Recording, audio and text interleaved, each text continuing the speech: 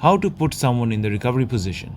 If you find someone unconscious, immediately call for an ambulance. If you suspect they have a neck or spine injury, do not attempt to move them unless they are in immediate danger.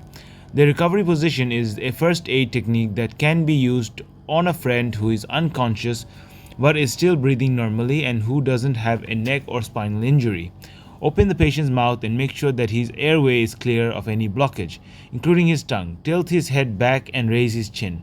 Check that the patient is breathing normally by looking to see if his chest is moving up and down regularly. Listening at his mouth and feeling the air on your cheek, then check that his heart is still beating by feeling for his pulse. You are now ready to put the patient in the recovery position.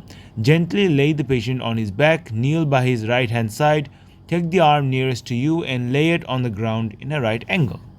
2. Reach over and take the other hand and bring it across his chest. Bend the arm and place the back of the hand on the patient's cheek nearest to you, holding it there with your own hand. Pull up the far left leg at his knee until the sole of his foot is on the ground. Then gently bring the knee towards you, still keeping your hand and the patient's against his cheek. As his left knee comes forward, your casualty should roll on to his right side. Remove your hand from the patient's cheek, making sure that his head is still resting on his hand. Move the leg towards the chest to form a right angle.